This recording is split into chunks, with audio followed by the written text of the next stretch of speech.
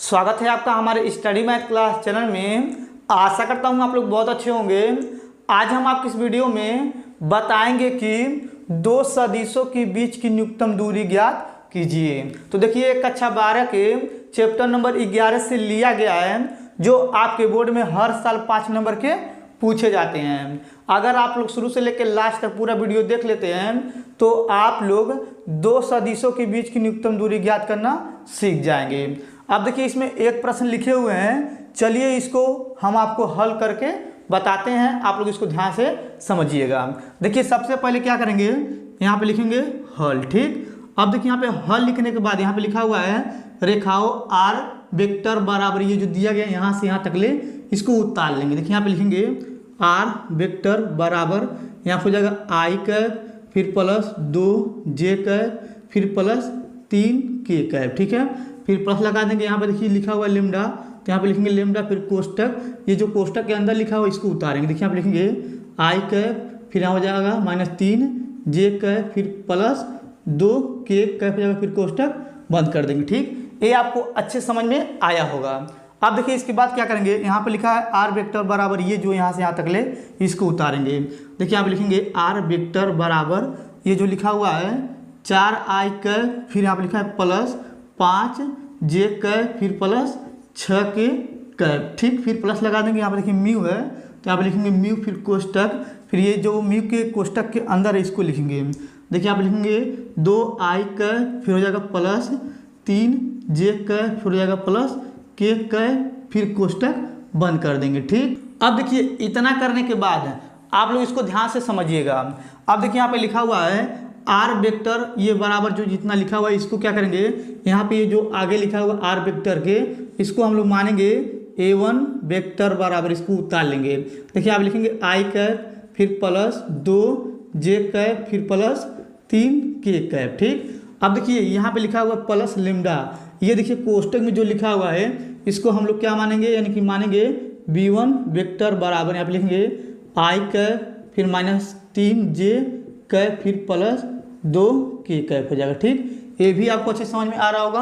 अब देखिए इसके बाद यहाँ पे लिखा हुआ आर वेक्टर, ये जितना लिखा हुआ आर वेक्टर बराबर ये आर वेक्टर, और ये इसके आगे जो लिखा हुआ है इसको हम लोग मानेंगे a2 वेक्टर बराबर, इसको उतारे लिखेंगे 4 आई कैप फिर प्लस 5 जे कैप फिर प्लस 6 के कैप। ठीक है, अब देखिए इसके बाद यहाँ पे लिखा प्लस म्यू, म्यू के ये जो कोष्टक में लिखा है इसको हम लोग मानेंगे यानी कि b2 वेक्टर बराबर। देखिए यहाँ पे लिखेंगे 2 आई कैप फिर प्लस 3 जे कैप फिर प्लस के कैप हो जाएगा। ठीक है, ये आपको क्लियर समझ में आया होगा। अब देखिए यहाँ पे लिखा था कि बीच की न्यूनतम दूरी ज्ञात कीजिए। हमें क्या करना है, इसके बीच की न्यूनतम दूरी ज्ञात करना है। तो कैसे ज्ञात करते हैं, पहले यहाँ पे सूत्र लिखते हैं तो उसके आगे हम बताते हैं। देखिए ध्यान से आप लोग, देखिए यहाँ पे लिखेंगे डी बराबर होता है यहाँ पे, यानी कि माड में होता है a2 vector minus a1 vector, ये कोष्टक में लिख देंगे।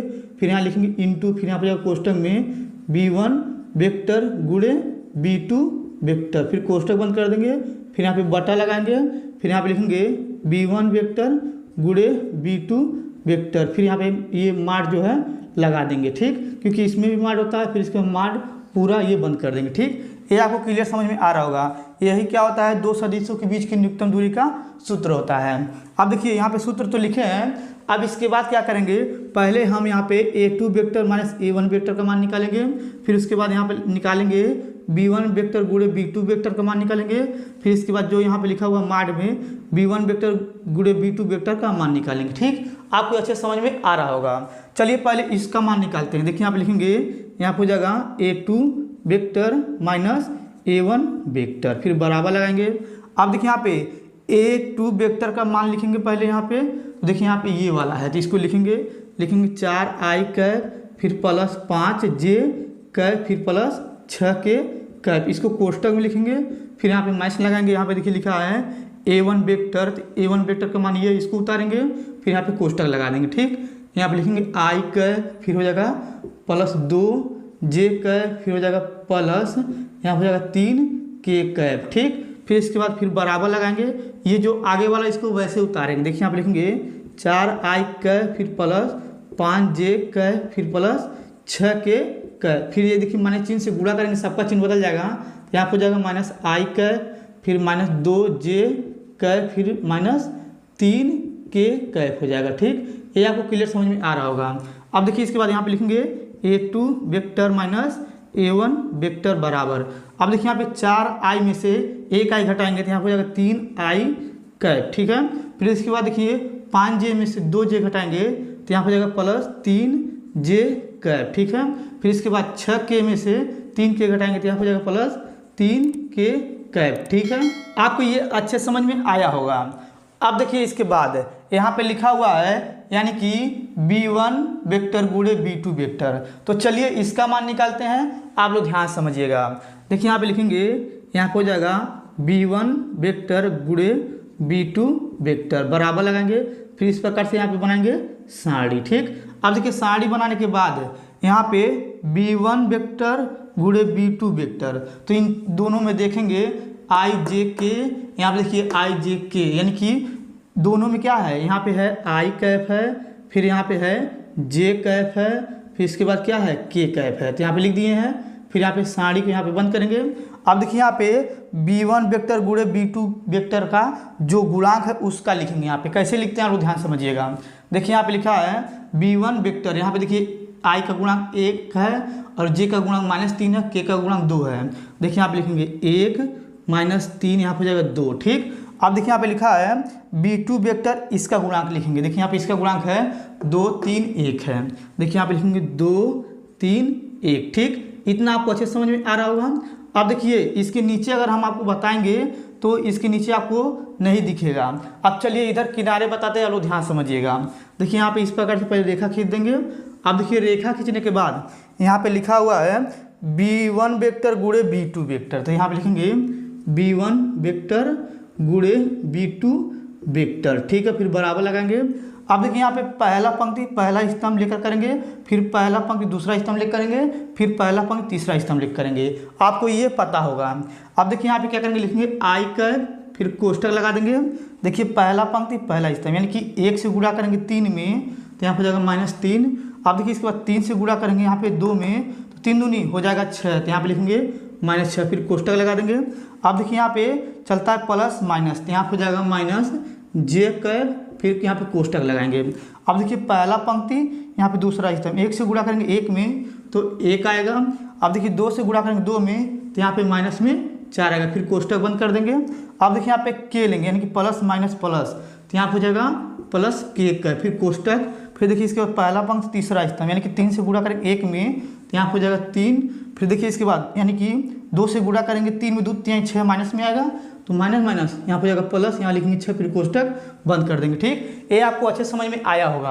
अब देखिए इसके बाद यहाँ पे लिखेंगे b1 वेक्टर गुणे b2 वेक्टर, फिर बराबर लगाएंगे।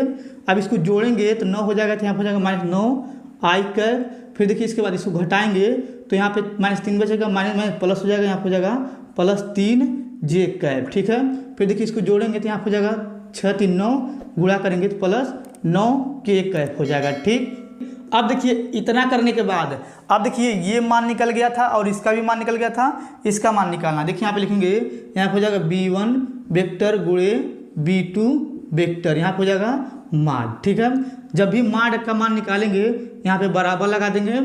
अब देखिए यहाँ पे माड का मान निकाल रहे हैं b1 वेक्टर गुणे b2 का, तो यहाँ पे देखिए b1 गुणे b2 वेक्टर का मान यहाँ पे है, तो यहाँ पे क्या करेंगे, यहाँ पे बनाएंगे करनी। ठीक है, अब देखिए यहाँ पे आई के आगे जो गुणांक है -9, जे के आगे जो गुणांक है 3, यहाँ पे के गुणांक जो आगे 9 है, इन तीनों का क्या करेंगे, वर्क करेंगे। कैसे करते हैं देखिए यहाँ पे लिखेंगे -9 का ये स्क्वायर हो जाएगा, फिर +3 का ये स्क्वायर हो जाएगा, फिर प्लस यहाँ पे हो जाएगा 9 का स्क्वायर। ठीक, अब देखिए इसके बाद यहाँ पे लिखेंगे b1 वेक्टर गुणे b2 वेक्टर, ये माड में हो जाएगा, फिर बराबर लगाएंगे। अब देखिए इन सभी का हम वर्क करेंगे तो यहाँ पे 9 का वर्क करेंगे 9 81, फिर प्लस यहाँ पे 3 का वर्क करेंगे तो यहाँ पे हो जाएगा 9, फिर प्लस यहाँ पे 9 का वर्क करेंगे तो 81 हो जाएगा।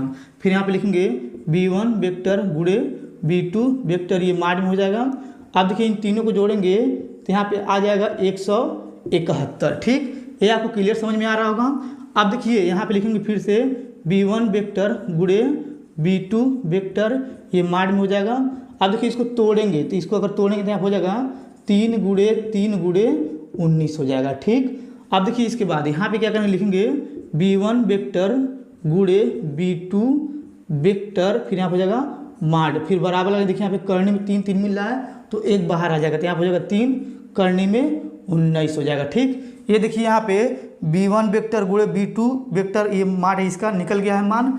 अब देखिए यहाँ पे इसका मान, देखिए यहाँ पे इसका मान निकला हुआ है और इसका मान यहाँ पे निकला हुआ है और इसका भी मान यहाँ पे निकल गया है। अब चलिए क्या करते हैं, यहाँ पे इसको मिटा देते हैं इधर का, और ये जो सूत्र है ऊपर लिख देते हैं और सभी का जो मान निकला है उसमें रख करके आगे हल करके बताते हैं। चलिए पहले इसको मिटा लेते हैं इधर का। अब देखिए जो यहाँ पे बताए थे उसको मिटा दिए हैं।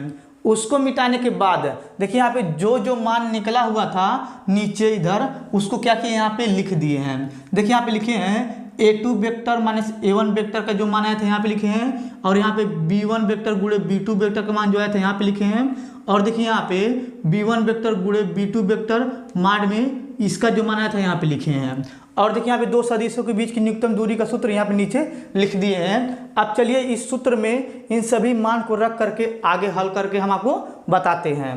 देखिए यहाँ पे लिखा है d बराबर, तो यहाँ पे लिखेंगे d बराबर, ठीक है।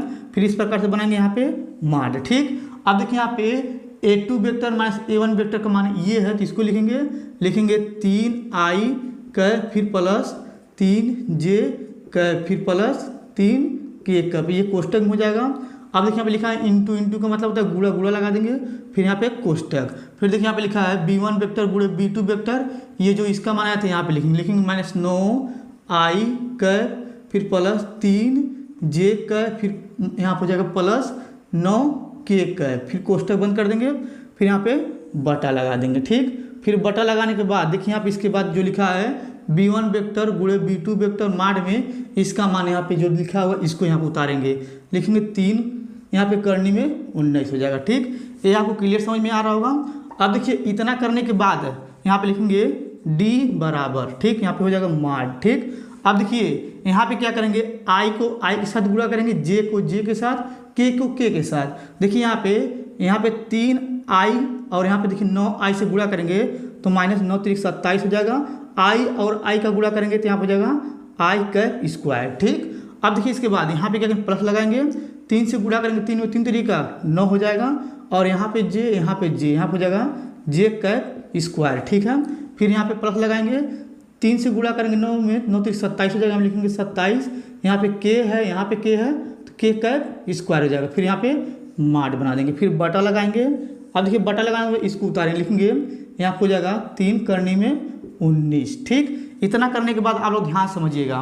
देखिए यहाँ पे लिखा है i कैप स्क्वायर, इसका मान 1 होता है, यहाँ पे हो जाएगा j कैप स्क्वायर, इसका भी मान 1 होता है, k कैप स्क्वायर, इसका भी मान 1 होता है। तो क्या करेंगे, इन सभी का मान जो है i cap square, j cap square, k cap square का मान 1 रखेंगे। देखिए यहाँ पे लिखेंगे d बराबर, यहाँ पे हो जाएगा माड। देखिए यहाँ पे लिखेंगे माइनस 27 गुणे 1 प्लस 9 गुणे 1, फिर प्लस 27 गुणे 1, फिर यहाँ पे बटा लगा देंगे, यहाँ पे लिखेंगे 3 करने में 19, ठीक। फिर यहाँ पे ये माड बंद हो जाएगा।